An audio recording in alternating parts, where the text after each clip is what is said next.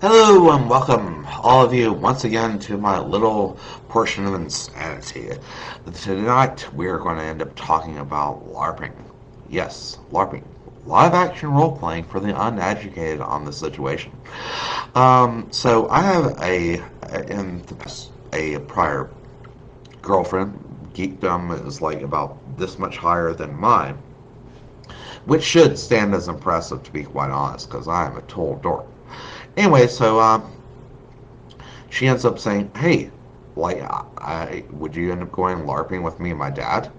And I was like, I don't know about that because she's talking about serious shit, like getting fully, like decked out, and it's the kind of thing that you end up being like dressed very as possible, much like the character you're portraying and all that. So, she's a fairy and all that. Like, she's got wings, glitter, and all that stuff. And, I'm trying to figure out, like, what I want to play. And I'm, like, thinking, all right, well, for goth and all that, like, what do I play?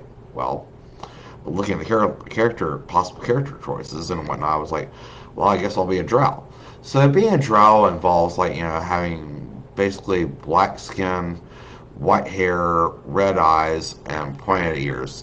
And so, logistically, if you can imagine, for me, I'm not a stranger to makeup, but being covered in the shit, that's a different story, and a very itchy story, honestly. The bit part here, though, to keep in mind is that fairies and drows do not get along, so there's no way in fucking hell that I can actually be like in the storyline dating her or anything like that. So basically, I'm off of my goddamn own, and there's not really that many other drows, and I'm kind of sitting there like, what do I do with myself? And I get discovered by like several other drows, and like a group of like about four of them. And we were like, so the drows are like kind of like evil, a little tiny bit. Well, not necessarily, but they're just kind of like for themselves, but maybe with dark intent, sort of thing. And anyway, so and they recruited me, and so basically like we hooked up, and like I was worried too because like I didn't have any place to fucking sleep.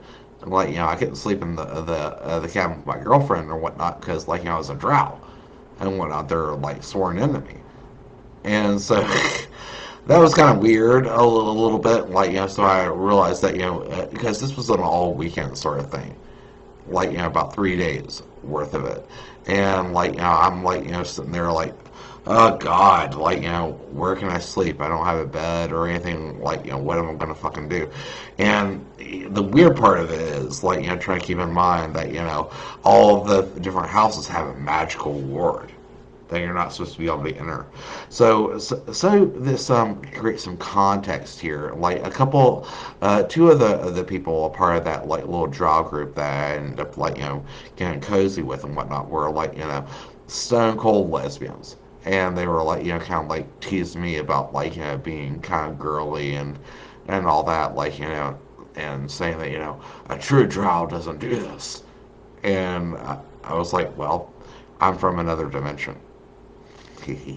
So, anyways, there was this one night that I ended up like realizing I was out too late and that everybody had already like closed their doors, and I ended up realizing, okay, I need a bed. Like I'm not gonna sleep on a picnic table, and I'm just gonna fucking like walk into our little like drow haven and whatnot, and fuck the like the words and whatnot. I want a bed. And and I do so, and then I'm jumped by like two completely like body painted black lesbians with like extremely furry bushes with like padded weapons, like beating the everloving daylights out of me while I'm like, nah, no, I don't want to see, like, like literally they jumped up butt fucking naked and whatnot, and they were hairy lesbians.